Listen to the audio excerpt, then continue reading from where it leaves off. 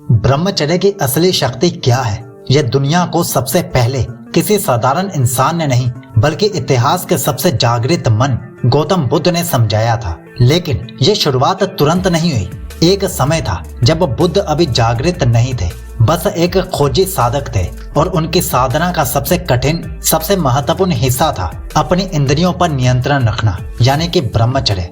कहते हैं कि उनकी सारी बुद्धि, उनका ध्यान, उनका तेज, उनका शांत मन भी, ये सब एक ही चीज से जन्मा था, अपनी आंतरिक ऊर्जा को व्यर्थ ना बहने देना। उन्होंने देखा कि मन तब तक स्थिर नहीं हो सकता जब तक शरीर अनियंत्रित इच्छाओं का गुलाम बना रहे। इसलिए उन्होंने ब्रह्मचर्य को सिर्फ त्याग नहीं बल्कि मन की तेजी और बुद्धि की जागृति का द्वार कहा। पर असली सवाल यह है, आखिर ब्रह्मचर्य ने उनके अंदर ऐसा क्या बदला कि एक साधारण खोजी साधक पूरी दुनिया की चेतना बदल गया। यही रहस्य आज हम इस कहानी में खोलेंगे। जब बुद्ध ने अपनी खोज शुरू की थी तो उन्होंने महसूस किया था कि मन को समझना तो आसान है, लेकिन मन को नियंत्रित करना लगभग असंभव है। और यह असंभव तब तक रहा जब तक उन्होंने सबसे कठिन अभ्यास नहीं चुना, यानी कि ब्रह्मचर्य को नहीं चुना था। बुद्ध कहते थे कि इंद्रियों का आकर्षण मन को बिखेर देता है और बिखरा हुआ मन न बुद्धि को पकड़ सकता है न सत्य को। इसलिए उन्होंने अपने जीवन के शुरुआती वर्षों में एक प्रयोग किया। क्या होगा अगर मैं अपनी पूरी ऊर्जा को भीतर रोककर उसे ध्यान में लगाऊं? और यहीं से उनकी जिंदगी में असली चमत्कार शुरू हुआ। जैसे जैसे उन्होंने अपनी आंख पर नियंत्रण पाया, उनका ध्यान पहले से गहरा होने लगा, सांस पहले से स्पष्ट सुनाई देने लगी और मन पहले से अधिक शांत होने लगा। उनके भीतर एक नई बुद्धि उभर रही थी जो किताबों से नहीं, अनुभव से पैदा होती थी। यह वही चरण था जब बुद्ध ने पहली बार कहा कि ऊर्जा बचाओगे तो बुद्धि जागेगी, ऊर्जा बहाओगे तो मन भटकेगा। और यही वह पल था जिसने उन्हें साधारण साधक से उस मनुष्य में बदलना शुरू किया जिसे दुनिया आज बुद्ध के नाम से जानती है। लेकिन बुद्ध सिर्फ आंख को कंट्रोल करके नहीं रुके, उन्होंने अपनी पूरी लाइफस्टाइल को इस तरह बदल दिया कि मन और ऊर्जा दोनों उनके नियंत्रण में आ रहे थे। उनकी पहली आदत थी इंद्रियों का सीमित प्रयोग। वो जानते थे कि आंखें, कान और मन अगर अनकंट्रोल्ड रहे तो काम वासना अंदर प्रवेश कर जाती है। इसलिए वे गलत भोजन, आवाजें और विजुअल डिस्ट्रैक्शन से खुद को दूर रखते थे। दूसरी आदत थी माइंडफुल ईटिंग।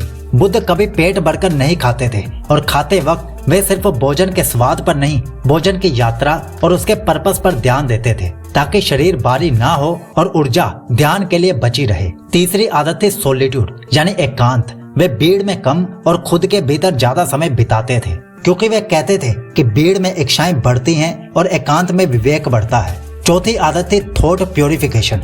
बुद्ध हर रात सोने से पहले अपने मन की जांच करते थे कि आज कौन सी इच्छा उठी, कहां पर मन भटका, किस जगह ऊर्जा व्यर्थ बही, और सुबह उसी को सुधारते थे। और पांचवी आदत थी अनासक्ति, जिससे इच्छाएं उन्हें पकड़ ना सके। वे हर चीज को आते जाते देखते लेकिन मन में उसका घर नहीं बनने देते थे। यही वो आदतें थी जिन्होंने उनकी एनर्जी को सिर्फ बचाया नहीं बल्कि उसे बुद्धि, तेज, करुणा और जागृति में बदल दिया। अब सवाल ये है कि अगर बुद्ध ने ये आदतें अपने मन को बदलने के लिए अपनाई तो क्या ये आपके जीवन में भी वही चमत्कार कर सकती हैं?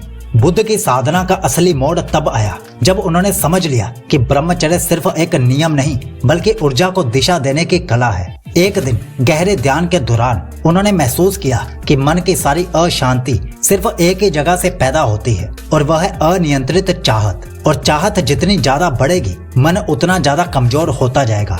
लेकिन जैसे ही उन्होंने इच्छाओं को देखना शुरू किया, उन्हें दबाया नहीं बस देखा, तो एक अद्भुत बदलाव शुरू हुआ। वे बताते थे कि इच्छा को दबाओगे तो वो और ज्यादा बड़ी होगी, लेकिन इच्छा को समझोगे तो वो अपने आप शांत हो जाएगी। यही बुद्ध का ब्रह्मचर्य था। दबाव नहीं, असली समझ, नियंत्रण नहीं, जागरूकता। इसी जागरूकता ने उनके भीतर इतनी स्थिरता पैदा कर दी कि छोटा सा भी विकार, छोटा सा भी विचार उनको तुरंत दिखने लगता था। उनका मन अब उनकी पकड़ में था और ऐसी स्थिति में ध्यान सिर्फ गहरा नहीं होता, वो तेजी से रूपांतरित होने लगता है। यही वो पल था जहां बुद्ध ने अनुभव किया कि यदि ऊर्जा अंदर बहे तो मन प्रकाश बन जाता है और यदि बाहर बहे तो मन अशांत छाया बन जाता है। अब सबसे बड़ा सवाल यही है, क्या गौतम बुद्ध जैसी शक्ति एक आम इंसान में भी आ सकती है? जवाब है हाँ, लेकिन तभी जब आप उन आदतों को अपनाएं जो उनके अंदर ऊर्जा को 10 गुना बढ़ा देती थी। बुद्ध जैसा ब्रह्मचारी बनने के लिए जंगल में जाना जरूरी नहीं, लेकिन कुछ चीजें आज भी हर इंसान कर सकता है। पहली आदत, कॉन्शियस कंजप्शन। दिन भर आप क्या देखते हो, क्या सुनते हो, किससे बात करते हो, यही आपकी एनर्जी को सबसे ज्यादा खराब करता है। बुद्ध की तरह अगर आप सिर्फ इतना तय कर लो कि अशुद्ध विजुअल्स, डर्टी कंटेंट और ट्रिगर्ड कन्वर्सेशन से खुद को दूर रखोगे तो आपकी एनर्जी 30 से 40% अपने आप बढ़ जाती है। दूसरी आदत है deep breathing and stillness. Buddha कहते थे कि जिसकी सांस गहरी उसका मन स्थिर।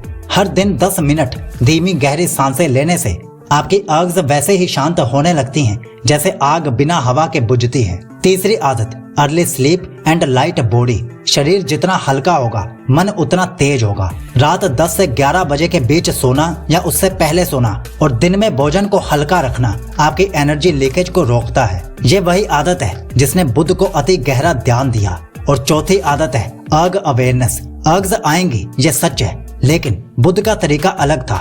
उस आग को पकड़ो मत, बस उसे देखो। जैसे बादल गुजरता है वैसे उसे गुजरने दो। इससे आपकी इच्छा की इंटेंसिटी 50% तक गिरने लगती है। और पांचवी आदत है पर्पसफुल रूटीन। बुद्ध ने कहा था जहाँ उद्देश्य नहीं वहाँ मन भटकेगा ही। आप जितना क्लियर पर्पस वाला इंसान बनते हो, पढ़ाई, करियर, फिटनेस या आत्म साधना, उतना ही काम वासना अपनी जगह खो देती है। यदि कोई इंसान सिर्फ इन 5 आदतों को अगले 30 दिनों तक कर ले तो ब्रह्मचर्य की जो शक्ति बुद्ध के भीतर जागी थी उसी के बीज उसके भीतर भी उगने लगते हैं। तो क्या आप अगले 30 दिनों के लिए इन आदतों को अपनाने के लिए तैयार हैं? कमेंट में ब्रह्मचर्य लिखकर जरूर बताना।